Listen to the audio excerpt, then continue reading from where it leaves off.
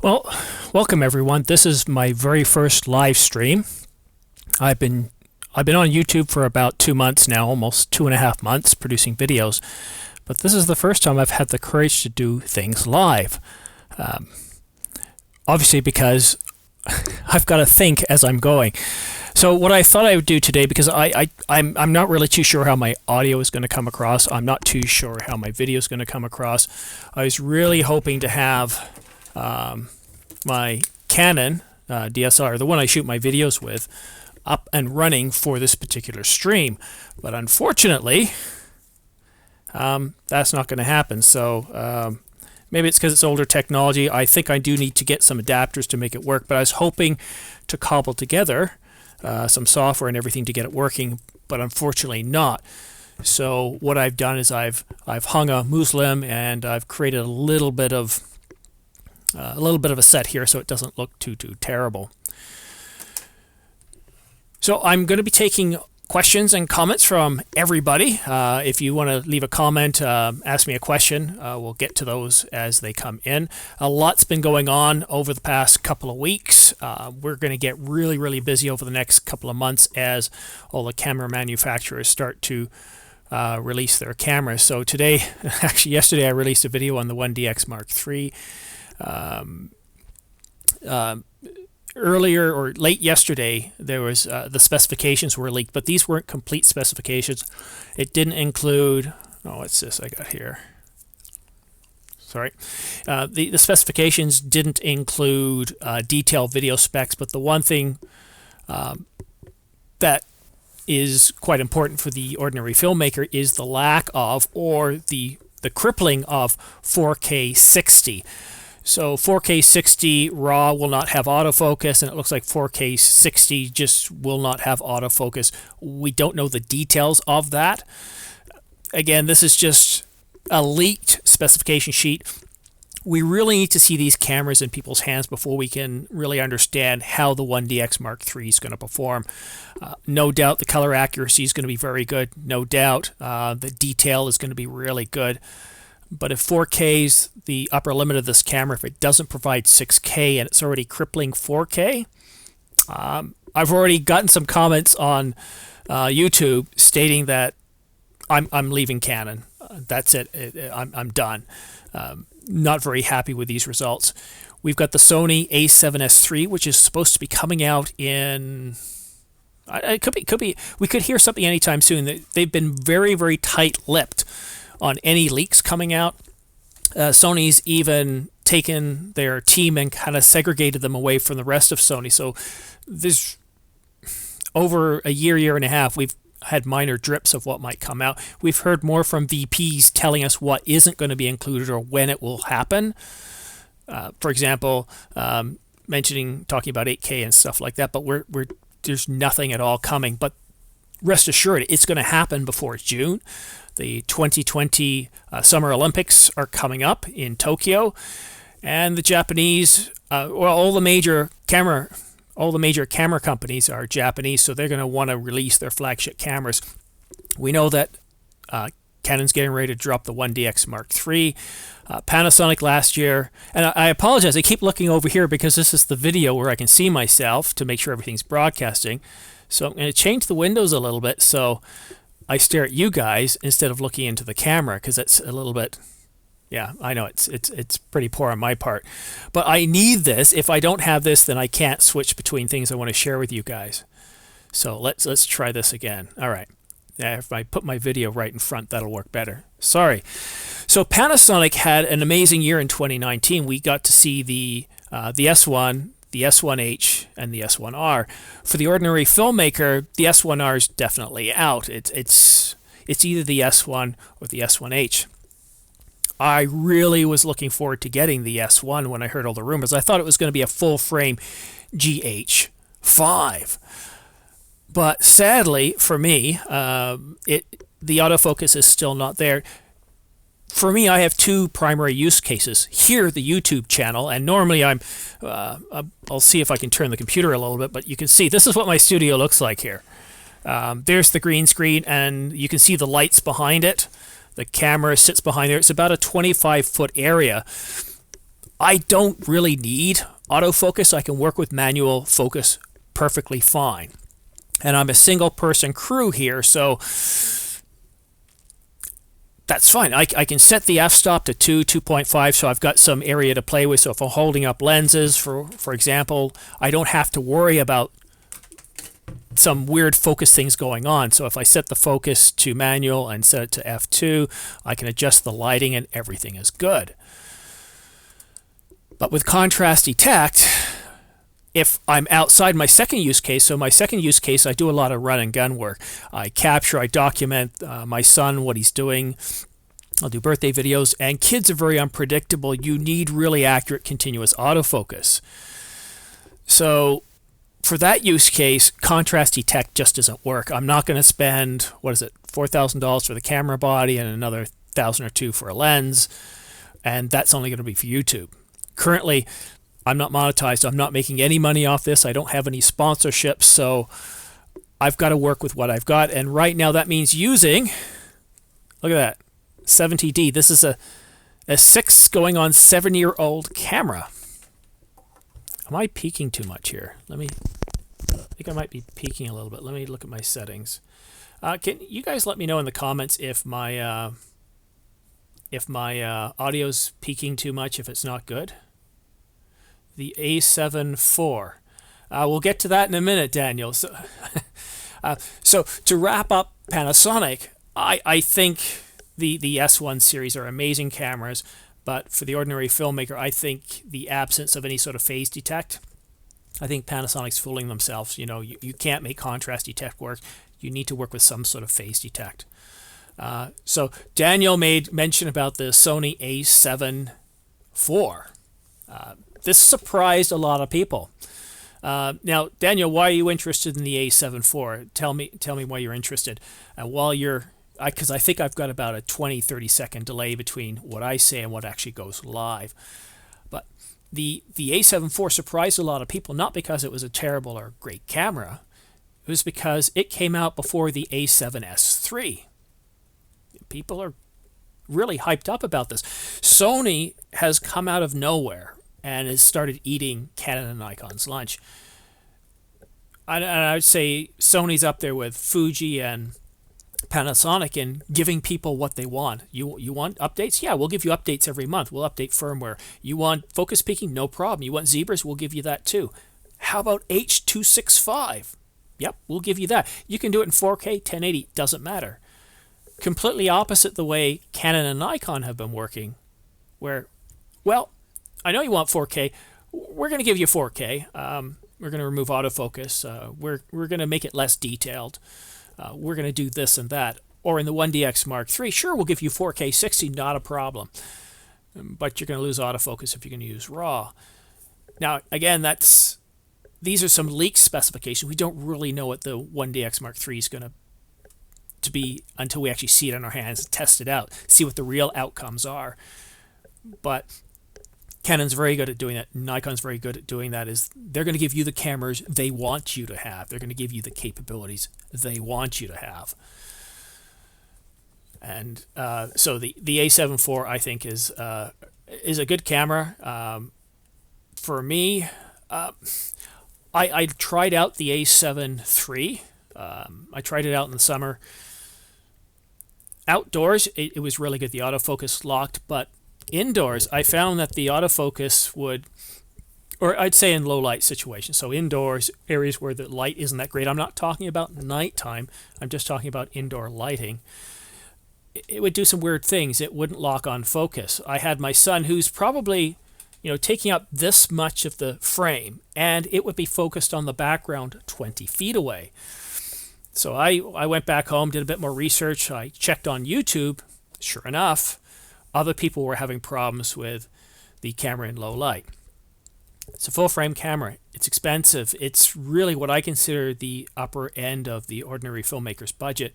It certainly was mine. For me to buy that camera, I needed autofocus to be trustworthy and reliable. On my channel here, I never have to worry about autofocus. I have a I'd say it's a very slow lens. Now, people say it's a fast lens because it's a 50mm f1.2. It's a terrific lens. It's what I shoot all my videos in. But in terms of racking focus, it could take a good 30 seconds. Once it's got focus, it'll hold it, it'll lock it, and I love that about Canon's dual pixel autofocus. But quite often what happens, I'll do a take and I'm not too happy with it. Either I come across as too stiff, or I fumble my words to the point where it's going to be irritating to the viewer. So what I do in that situation is I'll go back to the camera, I'll make an adjustment, or sometimes I'm using a teleprompter. I use my iPad as a teleprompter, and I'll go back to the beginning. And by the time I walk back to where I'm supposed to stand, it can take upwards of 30 seconds for it to fully, you can hear the gears going, and once it finally gets, I'm good. So yeah, I really like that dual pixel autofocus. It's really, really good. All right, so I haven't heard anything else on the A7S4. So a bit more camera talk. Other cameras I was looking at, the Fuji X-T3, really, really good camera. I can't really say anything negative about the camera itself. It's loaded with features. The one thing that kind of irritated me a little bit is the lens selection. And I know I watched DP Review, I watched Tony Northrup, and if you look at their videos, what you'll see is they're giving it from the viewpoint of a photographer. Well, there's a problem with that. If you're a filmmaker and you're doing continuous motion, you're not on a tripod, you need some sort of stabilization. It doesn't have any in-body image stabilization, and the stabilization that comes with the camera, the stabilization that comes with the lenses is good, but there's only about 3 lenses or so that will work. So you're rather limited in your lens selection. Oh, let me see, did I mess something up here? I think I forgot to put in some tag words. Let me quickly take a look at my channel here, make sure I've got some tag words in here to attract some people. So let's see, here's the live one. Just give me a second, guys. Well, there's only one of you here, so it's not even showing up. Give me a second here. Wow, YouTube, you're a little slow. Is it because I'm using up the full bandwidth streaming? Okay, so let's take a look in here. Analytics, stream, health. Yeah, not a problem. Excellent stream health. Here we go. Let's go details. Tags, that would help. Okay, I'm going to put in some tags here.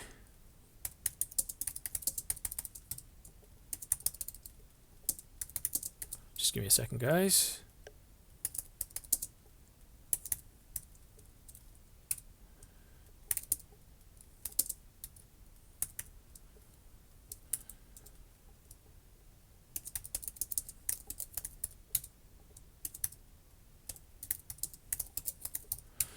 What else am I?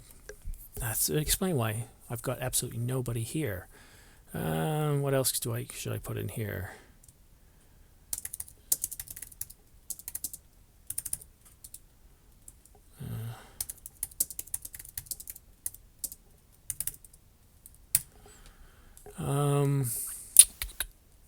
Yeah, that's probably pretty good for now.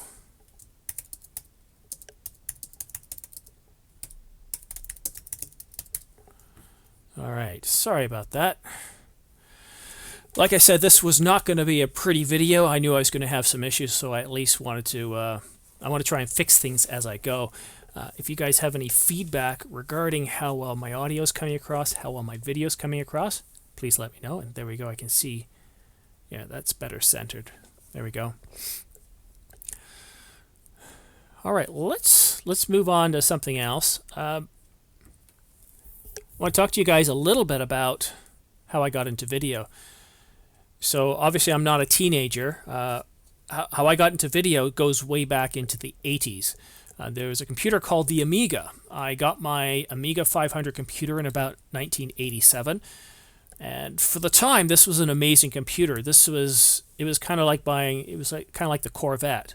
If you like Corvette compared to cars, this was kind of like the Corvette of the computer or the home computer market. It was stunning at the time, back when you had 8 colors or 4 colors, or in the Mac you had monochrome and a small screen like this. The Amiga had stereo sound, it had 12-bit color, it had preemptive multitasking. It became a multimedia platform before the term multimedia was coined. And very quickly it became the center for video graphics. In fact, the computer was actually rebranded by another company called NewTek, which is still around today, and called it the Video Toaster. And this really came out in the late 80s into the early 90s. And what this system did is it replaced $100,000 production centers. It enabled now colleges and small production rooms and even mom and pop shops to be able to do their own video. Now, this was only 480p at the time. The quality of most television broadcasts wasn't very good, but in terms of the quality of the content that was being produced was amazing. And it started out like we would have Sony tape decks lined up, and we'd have recorders, very expensive equipment. So we had $100,000 worth of video equipment backing this up. But here we had this $5,000 computer, and you probably spent more on hard drives to make it non-linear. And it was really the first non-linear editing system I had used, and it was amazing for the time. If I tried to use it today, it'd be very frustrating. But here we are today, and I'm doing YouTube. I'm doing my first live stream, and I got into this because of my wife. My first son was born about six odd years ago, and my wife said, "Well, you probably need to buy a video camera." iPhones, smartphones weren't really good enough back then, so I went to the local camera store. At the time, I had a Canon. What was it? It's a 70D, 50D. I think it was the 50D. And I just used it to take photographs. It was a good camera. So I had the 40D, and I thought, well, all right. And the only reason I had the 40D is because my brother had Canon, and he shot. He was what I would consider to be a professional photographer, so I just kind of went to him, and so I got the 40D. So I went to the camera store. I said, look, I want to be able to produce capability to produce 1080p video, and I want it to be really good without any sort of ghosting or weird effects. What do you recommend? I said, I currently do this. He says, well, get the Canon 70D. And I said, how long has this been out? He says, oh, it's only been out a few months, because I think it came out in August. And here I was in October. At the time, I didn't realize how good it was. It was actually probably the best camera I could have purchased back then from a video perspective. That's when Canon released its dual pixel autofocus. And even the light sensitivity on the 50D, I could take a picture even downstairs under the table here in low light, and it would be all black, whereas with the 70D, the light sensitivity was so much better. It was almost like I was shooting at daylight. But the dual pixel autofocus, I'd never shot video before on anything less than industrial equipment. So when this just started to work, I figured, well, that's just how it is now. Sony must do it, Canon must do it, everybody must do it. So I would shoot, I'd take the camera with me almost everywhere I went, and yes, after a while, this kind of got a little heavy, especially in summer, carry this in the camera bag. I'd take the video clips, I'd put it together on I used Final Cut at the time. I put the clips in there, and the first thing I do is learn basic editing, how to do my edit and cut points. I'd learned enough from using the Video Toaster that you don't use all these special effects. Just use a fade once in a while, fade to color. Use a cross dissolve once in a while. The rest of the time, you're just doing butt cuts. It's very simple, very easy to do. And then I'd tweak the audio. And it was okay. I actually went back a few years later and redid some of them. Next year, I tried something different. I thought, well, how can I improve the color a little bit? So I learned about color correction and color balancing. A year after that, I learned how to do end credits and scrolling credits and stuff like that. And I still do that to this day. I'm still using Final Cut, not because it's the best piece of software out there, but it's the best for me. It's not cheap. I looked at using iMovie. I had a Mac at the time. I looked at using iMovie, and it's very extensive. It has a lot of features. But Final Cut gave me a lot better control over the audio. It gave me a lot better control over green screens, although I wasn't doing that at the time. And it gave me a lot more control over colors and color correction. And I think with 10.3 or 10.4, Final Cut got a whole lot better. So while it costs, I think, around $300 new, I haven't had to pay an update since then. And that's what I like about it. Adobe's way too expensive. Now, I might have gone with DaVinci Resolve, but DaVinci Resolve wasn't free back. Well, it was free, but it wasn't a non-linear editing system. It was just more or less a color correction. It was in the color correction space. But if I was to choose today, I would look very carefully at DaVinci Resolve. One thing I like about DaVinci Resolve, yes, it's professional grade, and yes, there's a free version that gives you almost everything I get with Final Cut. But it also works on Windows as well as Mac OS, whereas I'm kind of locked into the Mac now because I'm using Final Cut. And I do go back to my older content, so I'm not ready to give all that up. All right, do we have any more comments in here? No. All right, so I must be doing something wrong because usually when I promote my videos, I get a lot of people showing up. Here, I've got no more than 1 or 2 concurrent users, and I'm not getting any questions. So I'd really love if you guys have any questions or comments, or sorry, not questions or comments. If you can give me any advice on how I can improve the channel, or sorry, improve this stream, what I'm doing. I'm using OBS, or OBS, as one gentleman called it. And I like it so far, but my biggest problem is trying to get my Canon 70D hooked up to it and working without having to spend another $300 or $400 on equipment. So if anybody knows how I can do that without on the Mac, I'd greatly appreciate that.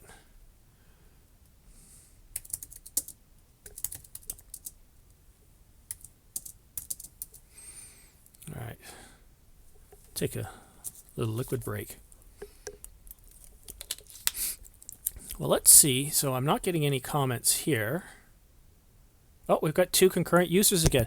So welcome, guys. If you have any questions about anything related to video filmmaking, the new cameras that are coming out, how you got started into filmmaking, or even if you have questions about the released specifications for the Canon 1DX Mark III, so we can see those on canonrumors.co. Let's see, I think I have it here. Yeah, so on canonrumors.co, they have a complete list of all the specifications that were leaked. This is a little bit light on detail. And it's funny because if you see me scrolling here, there's a lot of detail here. But in terms of video, they don't have those normal sections where it shows you every single resolution. So 4K, whether it's DCI or UHD, 1080p, 720, showing you all the details there, what kind of compression is used, where RAW is available. That kind of stuff is not available in here. But there's a lot of information in here. What we do know about the 1DX Mark III is it's a 20 megapixel camera. So we knew it was going to be somewhere around 20 to 24. I had a few users who were really, really hoping that this camera would be higher than 24, maybe 30 megapixels. But I can understand, well, you know, I guess that's just Canon saying this is what you're going to get. They dramatically increased the buffer side. There's no reason why they couldn't have increased the megapixels. And on the video side, where they did strike, that cripple hammer did strike. Let's do a quick search here. 4K. So we can see here that 4K, we do have an asterisk here that autofocus is not available when recording RAW or 4K 60 frames a second, and that's NTSC or PAL, so 50 frames per second in PAL, and that's a bit of a negative thing. So yeah, that has just come out today. Probably going to see the camera come out relatively shortly. Sony's going to be announcing the D780 on Monday. Who knows, maybe Canon might announce their camera on Tuesday. I wouldn't be surprised if they announce it on Tuesday. So if you have any questions regarding the 1DX, I have a lot of information here from canonrumors.co. What else did I put on the agenda? So early days of video questions. We're not getting any questions. So other expected announcements. The GH6. I think we're going to see the GH6 coming out probably within the next 6 months, along with the Sony a7S III. The GH5 was an amazing camera. At the time, the biggest complaints that the user base had, well, the autofocus sucks. And it did. When it came out, it was absolutely terrible. They tweaked it. They improved upon it. Then with the A7, not the A7, then the S1H, they've tweaked it even more. But still, if you look at the videos of the S1H, it's nowhere near as good as Sony or Canon regarding their continuous autofocus. So for studio work, it's a terrific camera. It has that 6K, which is truly amazing. But, you know, they're probably going to take that autofocus from the S1H, tweak it a bit more, and put it in the GH6. I can't see them at this point, having released their flagship cameras, their full-frame cameras, giving the GH6 better autofocus, giving them phase detect. I'd love to see it. I love the GH5. It's very small. The lenses are very small, and it's powerful. It's the only. I looked at getting that 2 years ago.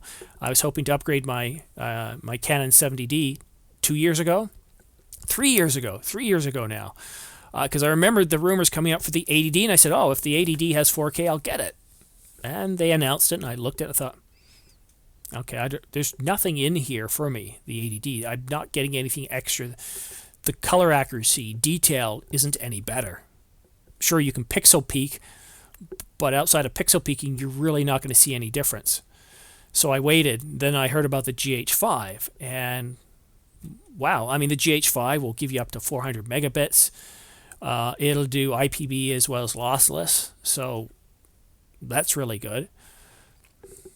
But come on, guys, give us phase detect, please.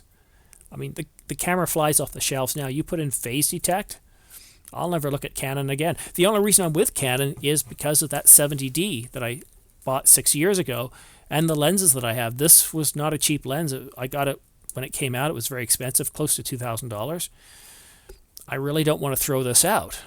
If I get an EOS R or RP Mark II, and it solves a lot of the problems, then I might just go with that, because I can easily spend $100, get the adapter, and still use the lenses I've got, because the RF lenses are very expensive. But this is where Canon's moving. This is their new environment. If they stick around for a few more years and start producing cameras that people want instead of what they want people to want, we might start to see some more lenses, and lenses that are designed more for people who can, more for the average ordinary filmmaker, instead of these $3,000, $2,000 lenses. And outside the United States, a $3,000 lens becomes very, very expensive. So in Australia, that $3,000 lens is now $5,000. So yeah, it's not for the ordinary filmmaker. Sorry about that. Well, I'm almost halfway through. This is not as exciting as I expected it to be. I'm not getting any questions or comments. Not in it, nothing. No flames. Nobody saying you're doing a terrible job or anything like that. All right, so I would love to hear some comments later on. So how did you guys get started in video? How did it start for you? I told you how I got started. It started with my when I got an Amiga 500 computer, and then it really kicked off probably about six and a half years ago with the birth of my son. But there was a long period in there where I didn't do video, and I almost got into it as a profession. So this was probably 1994. I was talking to somebody who did professional work, because I worked in the university's TV station. So every now and then I'd go to Knoxville or I'd go to Lexington.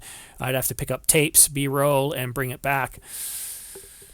And I asked a few of these guys, what's it like to get into this for a business? And a few of them just kind of, maybe it was part of the country, maybe it was the time period, but they said, yeah, there's no money in this.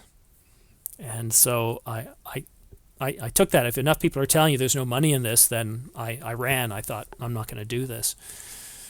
And I don't know if that was a good decision or not, because I now see, especially just on YouTube alone, the amount of money that can be made doing videos.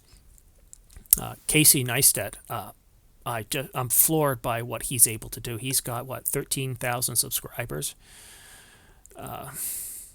It's obviously a multi-million-dollar business for him, what he's been able to do with that. And yes, we can look at the videos and they're very simple. They're very easy to do, or at least it seems that way because he does it so very well. And I think that's part of the magic behind this is when you can produce really good content and it just looks, it's like apple pie on a nice summer's day. It's comfortable. You don't even think about what goes behind it. And Casey's it's just amazing what he can do. I also look at what Peter McKinnon does. Now, Peter's very, he's got a lot of energy. He's obviously a lot younger than me, but I like what he's able to do too. Him and Maddie. And what's interesting is him and Maddie work in the same town that I work in, and I take transit to the office, and I pass by their office every single day. And it's funny because when I first started watching their videos, I'm like, oh, that's Newmarket. I know that place. I know that slide. And they do a lot of stuff right in that area. There's a lot of props. There's a lot of things you can do with video. So it's interesting. I've never bumped into them as yet, but again, I kind of like Maddie's more. He has a sort of a more down to earth, relaxed vibe about it, and I just like how the videos kind of speak to me and how to do things, how to improve. I've taken a lot of Maddie's advice, and him and Peter were the ones who gave me the final push to get into doing this. I think Peter had said at one point, just do it. Get out there, film, and do it. Don't have a regular camera. You got a smartphone, use that. Get out there, try. And so I did, and then Peter Gregg really helped me out. Peter was terrific in giving me some advice and critiquing my first few videos and encouraging me along. It was very approachable. I appreciate it about Peter. So if you guys are starting this and you ever want some immediate critique, Peter has a service, and it's only $30, and he'll give you a phone call, and he doesn't rush you off the phone. He gives you lots of advice. And so I spent about a month or two working on that first bit of advice that he gave me. And if you look at go back to my very first videos, my audio was terrible. Now, I don't know that the audio coming through here is very good. I tried hooking up my Tascam through the computer. It's not working. Because I couldn't hook up my camera, I couldn't hook up my Tascam. So I'm using just a simple cheap headset. So I know this is not going to come across very good, so I apologize for that. But if you look at my first videos, the audio was terrible. The room acoustics were terrible. I was using a Sennheiser MKE 400 shotgun mic. Really great outdoors. I swear by them. They're just terrific. But indoors, oh, they're terrible. Well, sorry, the mic isn't terrible. It's picking up the room acoustics, and because it's trying harder, what happens is it's now picking up the hiss from the camera's preamp. So all those ingredients just makes it really horrible. I think you might get maybe 10 or 15 seconds of laughter before you just have to run. It's just truly terrible. So I watched one of his reviews, and this wasn't too expensive. I mean, nothing's cheap with cameras, but if it fixed my audio. So I bought one of these. I was excited. Things started sounding a whole lot better. So I published my video. I had another call with Peter. He said it's still there. So he says, do you have a headset? Yes. I put the headset on. And when you're editing, at least check your audio. Always use a headset. It was still there. I still had terrible room acoustics. So I had to rethink things. And I had to do an awful lot of rethinking. We bought a house with lots of hardwood floors. It's beautiful. But unfortunately, hardwood floors do nothing but bounce sound waves. They're terrible. They're great for home movies, the way the subwoofer just is amplified. But for doing video, it's absolutely terrible. So the only option to me was my basement. And as you can see, I'll twist the monitor one more time. It's not finished. It's not finished at all. You can see where my green screen is for my studio work. But it has a carpet. And that carpet, even though it's a huge wide open space, the carpet absorbs a lot of sound. And then I've got the styrofoam on the walls. Excuse me, how much more time left? 26 minutes. Can I keep my voice?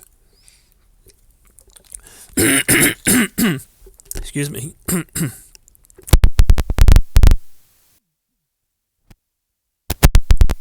didn't even think I was talking too loud. So I figured I need to move down to the basement. But to move to the basement, I've got to fix lighting.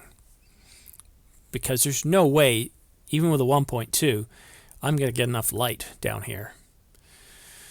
So I went to my local camera store, Henry's, and I picked up some lights. They're LED lights. Godox, Godox. And I've actually got one on me right now. Yeah, Godox. What's really nice is they're around $90, and each one comes with a remote. So turn it off, turn it on. You see what a difference it makes. You can set them up with different channels. You can set them up with different groups. So the other two remotes, they control the two that shine on me. And this one that I have here is repurposed. It goes to the green screen. I only have one lighting the green screen. So I set it to the same group. So when I'm doing this kind of stuff, I use this remote here, and it sets the color temperature to 5600 the way I want.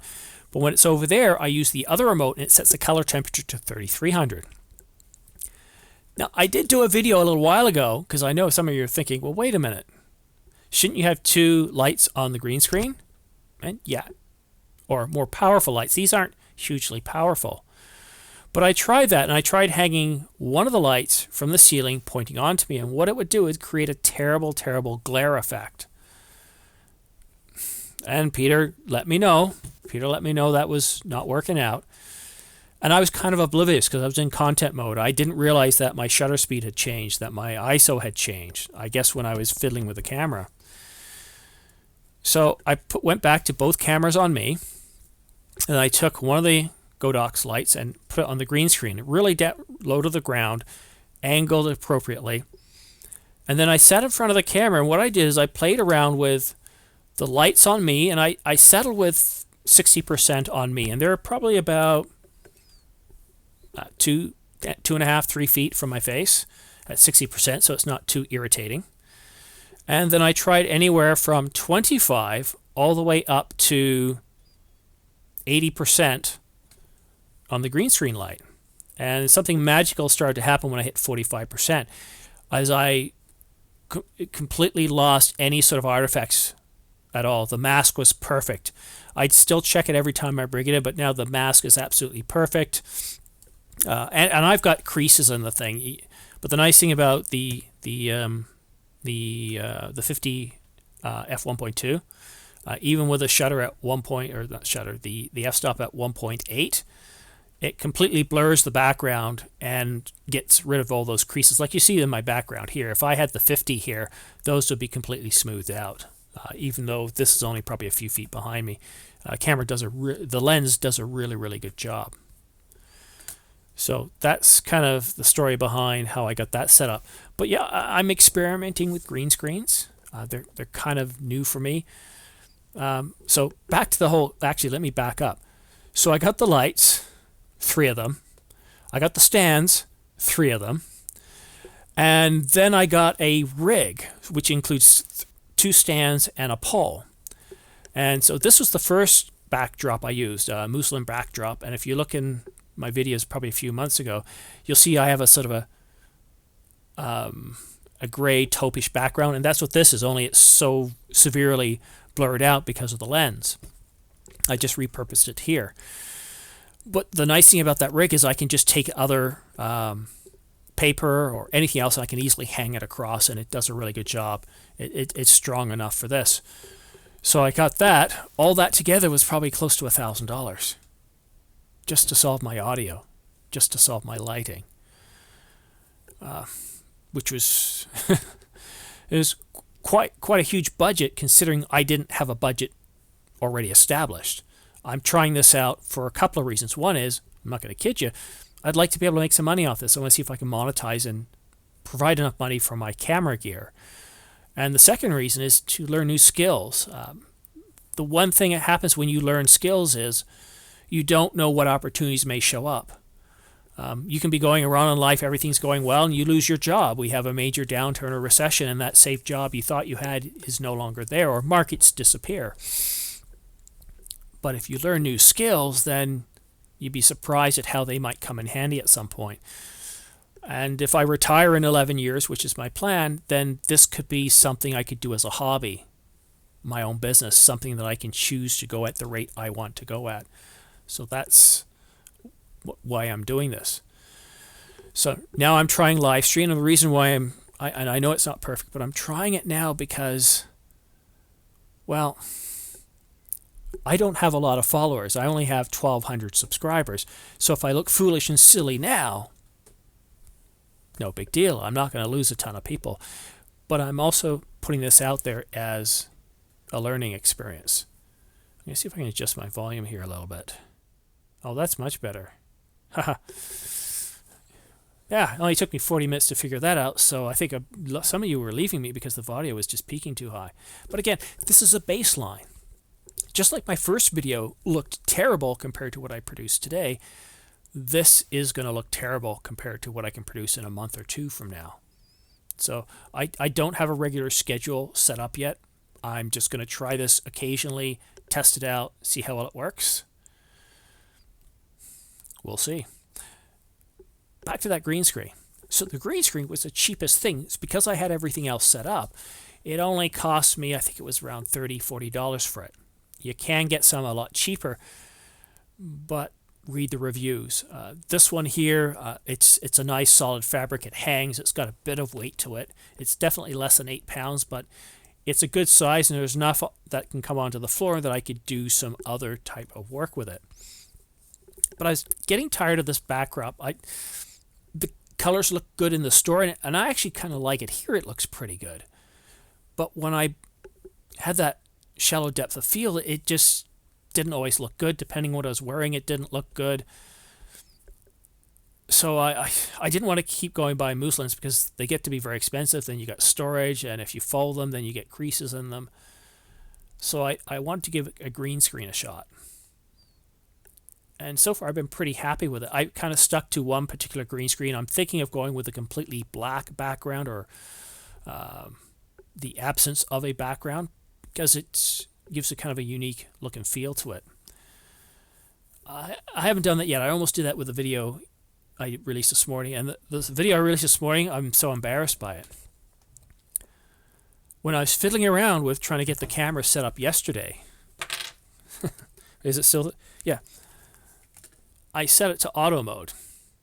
So when I'm doing my run and gun work, I usually keep it on auto. Like 70D, you've really got two modes for video. You've got manual and you've got auto. Anything in between is auto. I can't control my aperture. I can't control my shutter unless I'm in full manual. So when I do my regular videos for the channel, I make sure I leave it on manual, and that's where I do all my settings. And let's see, what have I got it set at right now? Yep, so that's all set up correctly. Oops, go the opposite way you want to go. There we go. So you can see I'm shooting at 1.8, 60 frames a second. And an ISO, I think, I can't read it from here. I think it's 100, ISO 100. And that's my default. That's my go-to. That's what I always shoot.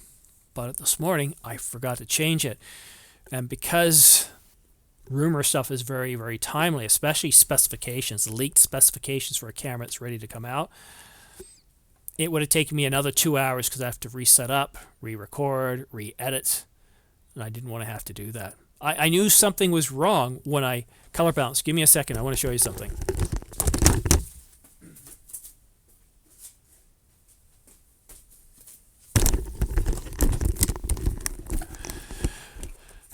You got to get one of these. So Peter Gregg, if you go to his YouTube channel, well, he's got two. He's got the, I was going to say the Ordinary Filmmaker, but that's me. He's got Peter's Kitchen, and he's got Peter Gregg. And he gives these away free. You have to pay, I think it's $8 for shipping. I can't remember what I paid. And I thought, what the heck, it's $8. I'll get it. I'll never use it, or I might use it. But I didn't know I was doing YouTube at the time. So before every video, I hold it up right like this, close to my face. I do the clap for the Tascam so it knows how to sync. And then when I bring it into Final Cut, I'll use the automatic auto balance that it has. It's a great little feature. When I shoot outside, it works really well. The run and gun works really, really well.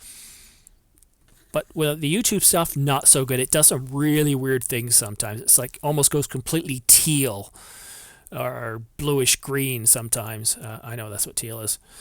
That's what happens when you have to think on your feet. You don't always get it right.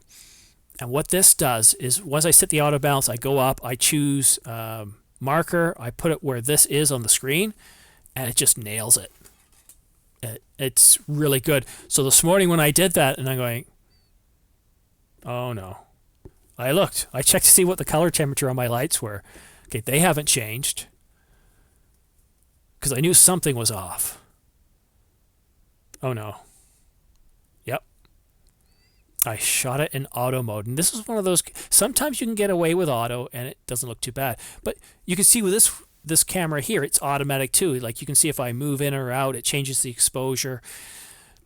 I don't want that. I want to lock down the exposure. I want to lock down the color temperature. So the color temperature that my lights are at, which is 5600, I set the temperature in here to 5600K. So everything, when I balance it, everything looks perfect. So yeah, but you're going to make mistakes. You just move forward. You can't give up. You just got to move forward. You take it as a learning experience. But there is, if you're thinking of doing a channel, there is so much you have to do. For me, the audio was, yes, I had to have the right piece of gear. I needed a good microphone. The Tascam I thought was really good. But then you got to deal with room acoustics. Well, if you're lucky, you can move to a new location. If not, then you got to start to think of, well, do I put foam on the walls? Do I hang large blankets or some other material to help absorb the sound? Do I do a lot of editing to fix it? And I did. I would spend almost an hour for each video to edit that audio, and it was so frustrating. Now, once I bring it in, there's very little I have to do. Basically what I do is I go and I've got about 3 things that I set. I go in, I copy them from a previous video, just paste them. That's one thing I like about Final Cut. If you do a copy off a clip that has settings you like, and then you do a Shift Command V, it then shows you all the settings that you can copy over to that clip, which is really, really terrific. So at the beginning, the only thing I don't copy over is the color balance because it could be a little different, but all the audio I copy over and boom, my audio's done.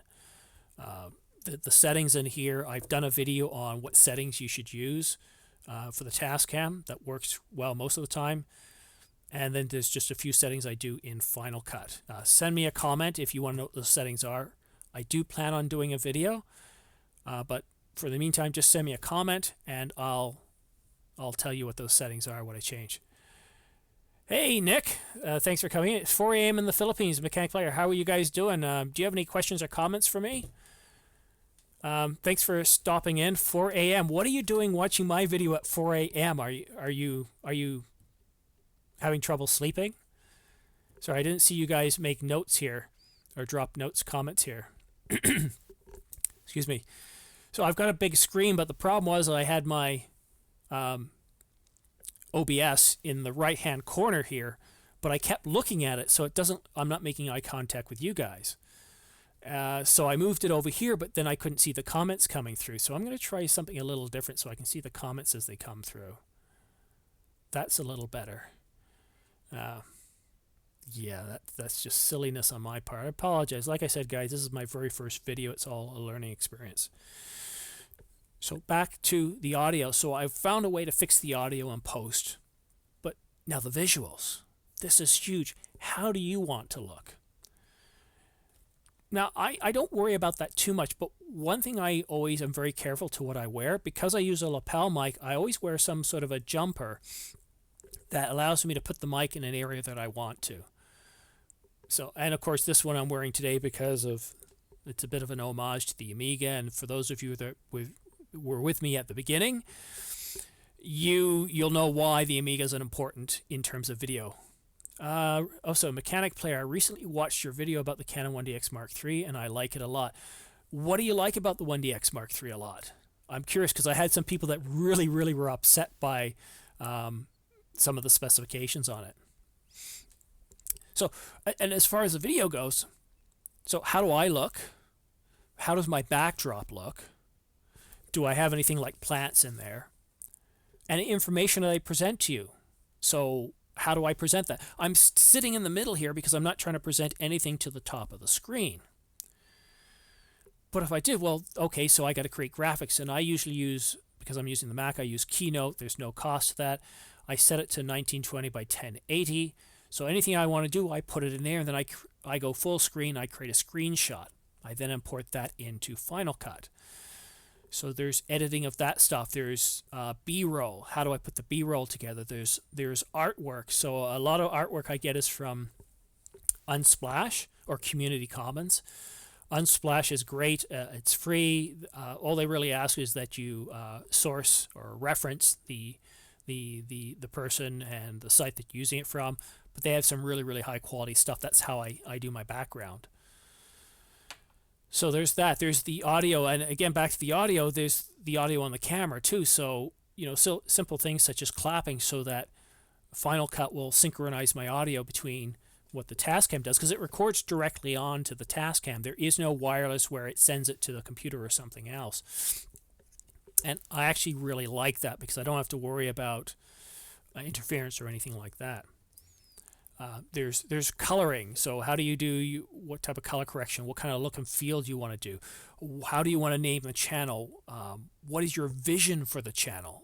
That's believe it or not, that's pretty huge, because at first you may not know exactly what it is you want to do for a channel. So you really have to do a lot of thinking, try to come up with a vision. And I did too. I came up with a vision of what my channel was to be about. I came up with some goals and objectives. And I present kind of three streams. So I do camera reviews or kit reviews. I do rumor updates, and I do tutorials. And those tutorials can range from my experience on YouTube, such as getting to 100 subscribers, getting to 1,000 subscribers, doing audio, all that kind of stuff. But the viewpoint that I try to do everything is all through the eyes or the view of the ordinary filmmaker. And I define the ordinary filmmaker as, in my case, a father, mothers, kids, students, people who are doing this because they want to. You might be making money, you might not, but it's kind of more of a hobbyist point of view. I don't focus too much on the specifications. So if you saw my video on the 1DX Mark III, I was still coming to you from the viewpoint of the ordinary filmmaker and video making. I didn't get into a lot of detail on shutter speed and all that kind of stuff. So I jumped right to, yes, it's a 20 megapixel camera, and then I went immediately to that it's 4K 60 is crippled and how it's crippled. Because from a video maker, that's what's really, really important. There's also music. I would love to use, actually, what I would love to do, I looked at Camera Conspiracies. I really love what Casey's done there. He's got about 3 different audio themes that he uses in his videos, and he has an intro. I would love to have a nice professional intro. I would love to have some audio created, but I'm not an audio person. I don't know how to create audio. I wish I could use GarageBand to just create something that I could use for my channel. Licensing costs for audio are very expensive. I know there's Filmstro and other services that you can do, but again, I have no budget. I'm not generating money. So unless it's something I absolutely have to have, I'm not about to go out and buy it. And the things that I do buy, I make sure that I can use them outside of the channel. So if after 6 months or a year, I just, I'm doing terrible, I'm not getting anywhere with this, I can fold it, but then I can take the equipment I've got, I can use it for photography, I can use it for family stuff, so it's not a total waste. And that's part of it. There's there's no end of stuff that you can purchase. Simple things such as this to hold all my SD cards now, because I've got so many different SD cards that I use. The lighting,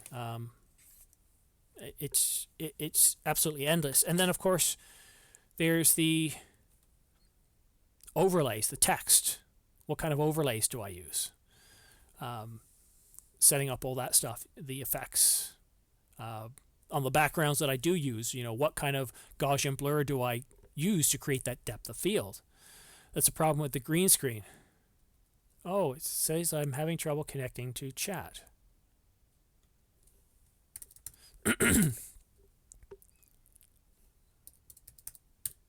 Well, I'm not having trouble. Maybe YouTube is. Error, try again. Okay, let's look at stream health. My stream health is excellent, but I'm not being able to receive or send chat. Let's do pop out. Let's see if I can restart it. I'll do one more test.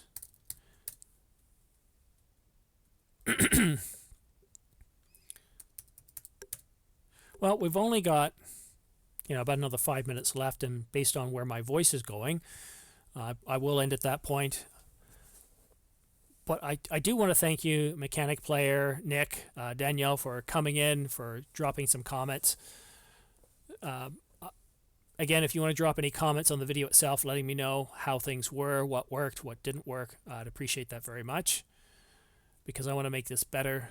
And hopefully, well, actually, for the next one I really do want to get the SLR hooked up to this so I can produce a better result.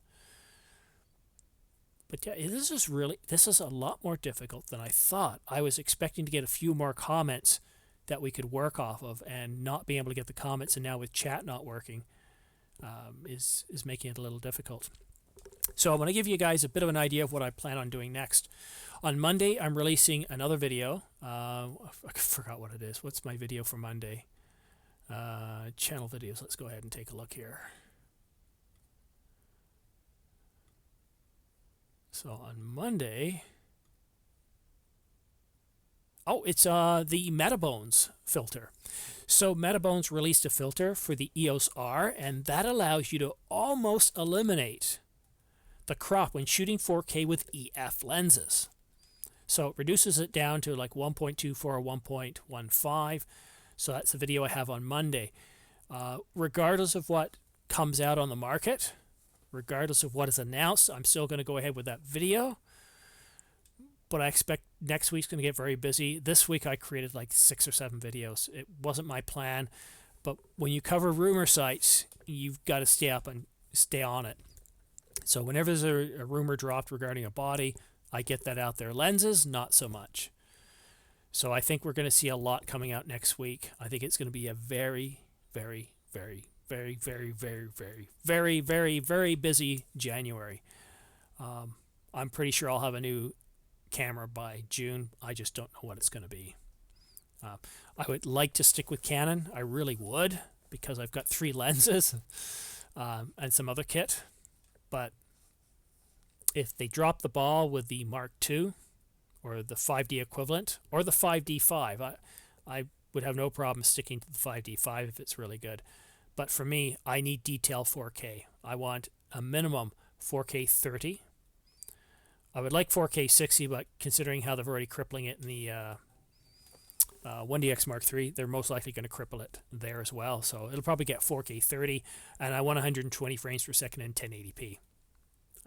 That's really important. So I want those capabilities over top of what it currently has. So that's about it, guys, for coming up to the video. I want to say thank you so much for stopping in. I really do appreciate you guys taking the time to choose me to watch my videos. If you like my content, if you like my channel, please go ahead and click subscribe. It really does help me. The time you spend viewing it, your likes, it's like getting a pat on the back. So I really do appreciate that. And that's kind of it. Oh, and if you want to receive notifications, it's kind of weird how it works. You have to click on the subscribe button, then you click on the bell icon that shows up right beside it, and that gives you a choice. I usually just click all. And so what'll happen is, depending on how your account is set up, you'll get either an email or you'll get a notification at the top of the YouTube screen. It has a little bell, which is your alert icon. And what happens is you can get it both, or you can get it one or the other. But thank you so much for joining me. That's it for today. I'm going to go ahead and sign out here if I can figure out how to do that. And let's see. Stop recording, stop streaming. So this is it. And here we go, end stream. Thank you very much. We'll see you guys soon. Cheers.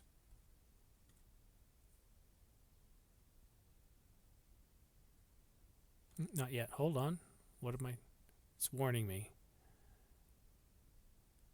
No, that's right. End stream.